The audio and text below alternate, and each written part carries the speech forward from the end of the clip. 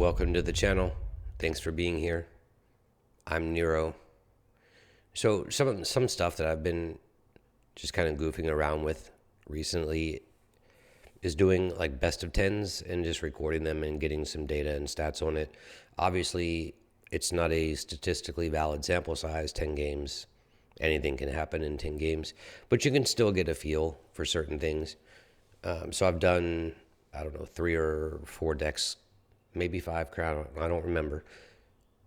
Somewhere between 40 and 50 games with 4 decks or so, 4 or 5 decks. And so I ran this one with tokens. One thing about tokens that I find, at least for me, I always feel like I'm not on the right version.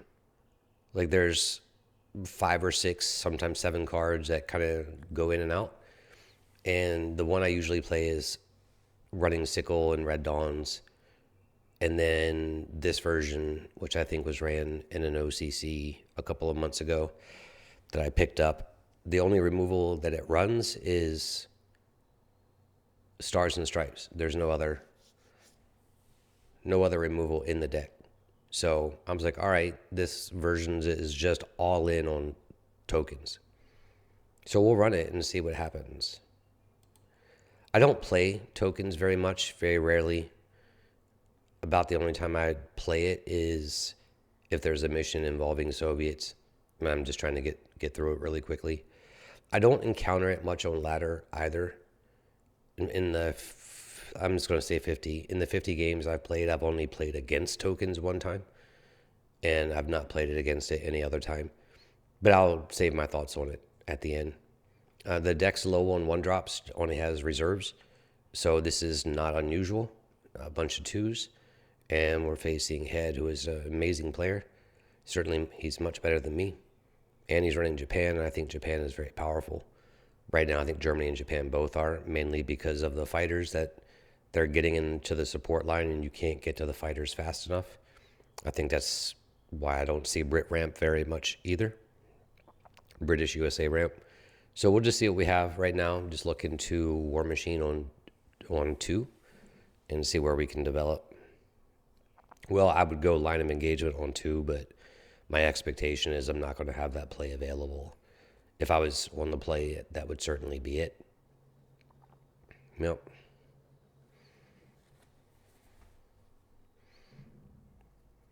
So I thought about line of engagement here and then being down a token, but the versions I usually play are run a couple War Machines, so I'm just trying to get ahead on credits and then see where we are from there. That's a great opening for him. Be difficult to get through it. In this line too, sometimes I forget that Baranovichì pumps himself if there's tokens in play. Like my mind is still stuck on the older way. Maybe if I played the deck more, it'd be different. But was really looking at this line with all these 2s. I can afford to take a little bit more damage and not be too concerned with it. But I need one of them to have haste to be able to kill the Type 94.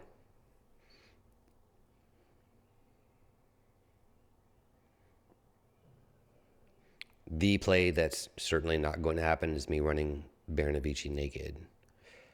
I thought about just running one token and not the other, but I decided to change that and let him hit the token and save the HQ. I'm not sure if that's the most optimal play or not. I don't know. We'll see.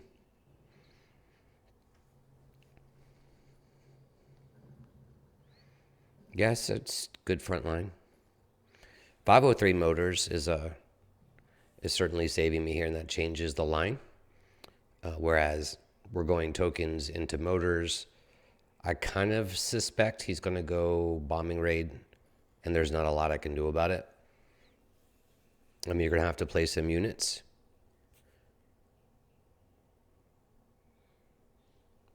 But it does buy me a turn. But I was certainly thinking he was probably going to play bombing raid. Sometimes they run Shineno, but I wasn't sure if he's running Shineno or not. I know 66 better does, but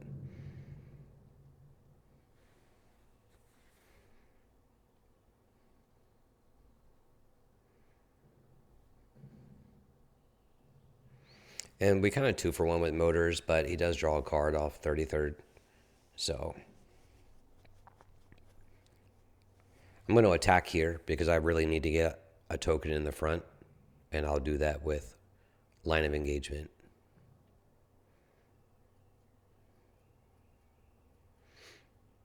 And I still don't feel super confident right now as far as how this game is going. It's better than it started. But there's a lot of things that can go wrong because one of the things I think that's going on in the meta right now, I'll pause this for a second. The German and Japanese fighters, right? The 5.5s and the 6.4s in the support line, you've got to be able to deal with them.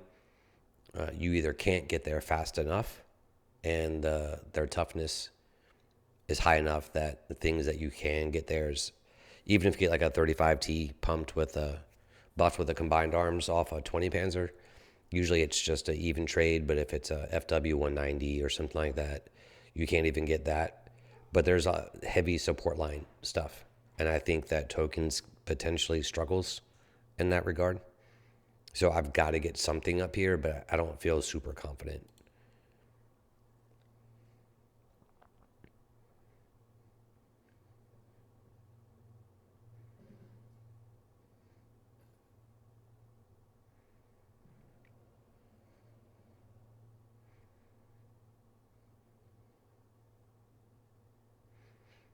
He still has a lot of cards, a lot of things that he can do. We can rule out bombing raid, but there still is the potential for Shinano. But we'll take out the artillery.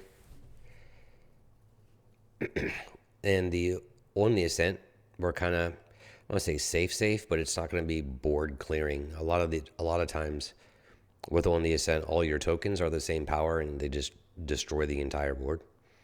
But it would only get the back line. And we have close combat in hand, so we can almost finish it, even if the support line gets wiped out. Regiment that he played is such a great card. And we draw the only removal in the deck. I'll take that. And I couldn't remember. Usually it's the German decks that run Burst of Fire, but I couldn't remember if the Japanese deck did. So I don't think that it does, but it might. But I wasn't going to give the opportunity because I would have lost the game. So I just took the fighter out, and we have close combat to finish it. Yeah, that's good for me because it's not going to remove anything. And that's great too. And I know the game is over. So yeah, my thoughts on tokens. It's kind of high rolly. Is really dependent on your opening hand. And my thoughts are that there are games that you seem to just run the opponent over and they have no chance. And then there are games where you just really can't get anything going. And I think it's that one drop slot or lack thereof. So it can be a little slow out of the gate. But that's my thought. It's there are some lines there. It's not terribly difficult. Again, I don't play it very often. I need to just search for some better versions. I think it has some good matchups.